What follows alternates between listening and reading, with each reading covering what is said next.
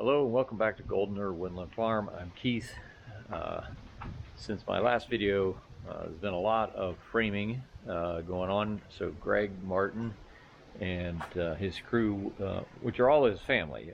So one of them is his brother, two of his sons, and a nephew are, that's Greg Martin Construction at this current stage, I guess. But they've been hard at work doing some framing in here, and some of this process, you don't know until you have an idea what you think you want, and then when they start putting walls up, and you walk in and you say, "Oh, well, wait a minute, that wasn't quite what I was thinking." So, and we didn't really have, I did not have an architect. Most of this is just my design in my head. Just, some sketches on some paper. The exterior of the building is a building package from Lester Building. It's a post frame building, so it's an engineered building, and that's the outside structure, walls and the ceiling, and then the interior is just open, right? And so then you build what you want inside, and that's kind of where we've run into a couple issues that we didn't realize until last week. So we had to make some tough decisions, and part of it is miscommunication, probably on my part. Part of it is, I'm a business guy, I'm not an engineer or an architect, and and part of it is you just don't know until you come in and you start putting things together. But in the end, one of the things we run into is the drawing that we had for the interior didn't really match up to the interior space. It was assuming there was a little bit more space, and so because these walls are so tall, the ceiling here is like 14 feet high, so these interior walls we're doing with 2x6s, whereas most people don't do interior walls with 2x6s. And the exterior walls, because of the post frame, with the way so we have a 2x6, but then we have a 2x material on the outside, so the exterior wall ends up being like 8 inches thick instead of, let's say, 4.5 or 5. So the combination of exterior walls twice as thick as what a lot of people have, interior walls thicker, and then the overall dimension not being quite right, the ends up being some of the rooms are smaller than we expected. But then the biggest problem we ran into last week has to do with this back, this 18-foot retractable wall. And what we found is, so there's four panels of glass door that run in this track, and it's not a fan fold, but they kind of all slide into a pocket, and so they're on sort of a stagger. Then there are also 4 panels of screen door that goes with that, and the combination of those things, it ends up that the track for that door is 20 inches wide. I think it's 20.5 inches wide. And the way we have this wall laid out, the bedroom door was going to be really close to this wall in order to give us the space for our cabinets. So over here, this is the kitchen, right? So we have our kitchen cabinets, the stove, refrigerator, and then we have a wine and coffee bar with a wine fridge and some shelves above it. We have all those cabinets. We've had them since last summer. And when we lay all those out across here, that takes up a certain amount of space. So we were counting on this door being closer to the wall and having a bigger door. And then when we started kind of mapping this out, when we have to allow for the track for this door down here on the floor, it ended up we couldn't put the door where we wanted to. We had to move the door out so that it didn't interfere with the track for this big glass door.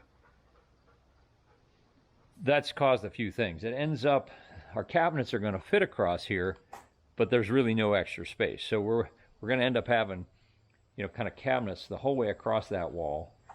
We ended up making this door a little bit smaller. We were thinking it was going to be a 36-inch door. We dropped it down to a 30-inch door, which is fine. It's a change. And this was sort of a last minute thing that at the time was a little stressful. We weren't sure how it was all going to fit. And, and then what that means in the bedroom is we have a king size bed, right? And so this wall, we were thinking, oh, we got our king size bed and we've got room for nightstands on both sides. Well, it turns out we don't have room for nightstands on both sides. We do have room for the king size bed, but no nightstands.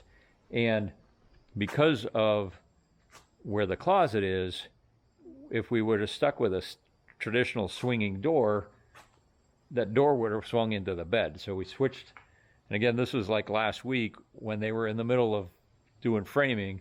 So we switched from a swinging door to a pocket door. So now we're going to have 2 pocket doors. We had originally planned for the pantry door to be a pocket door. So that was the original plan there.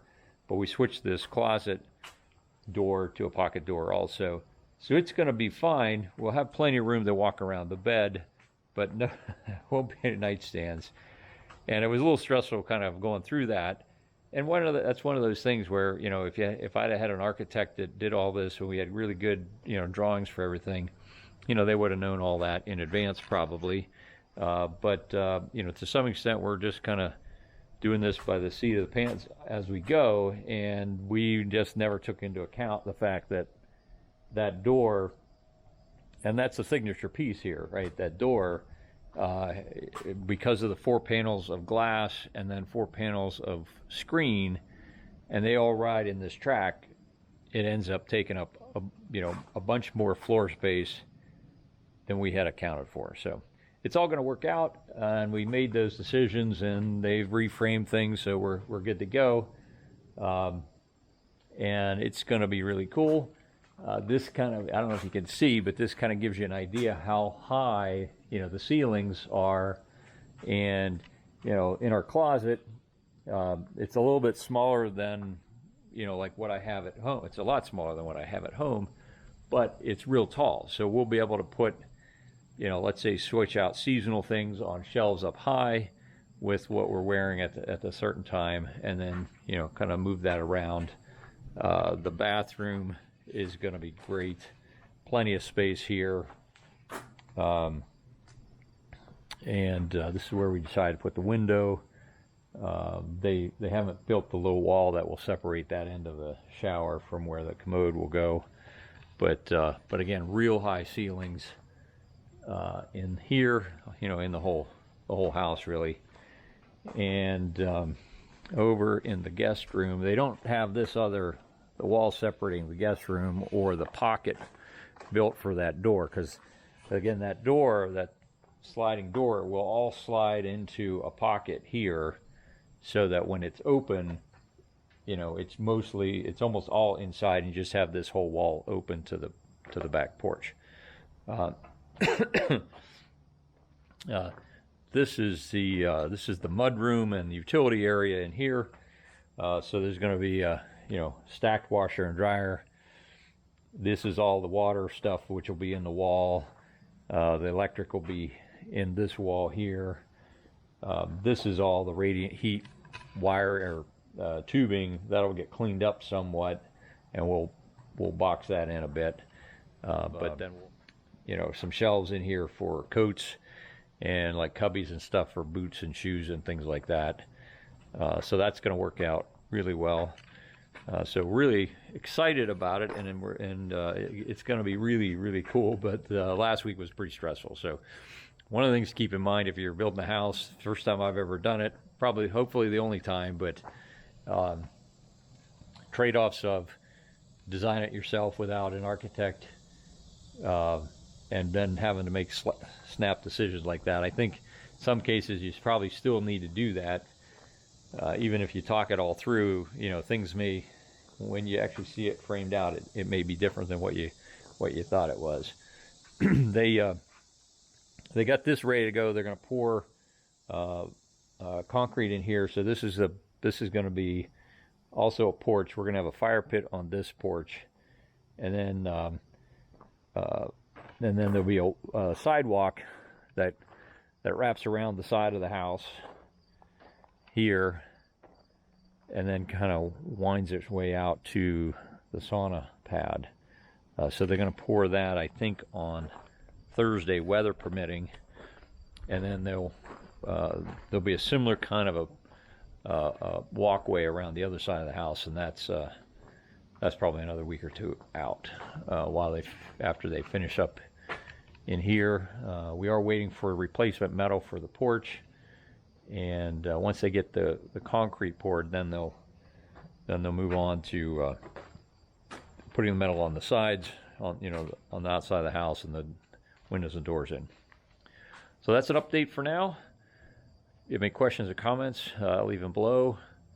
Thanks for watching.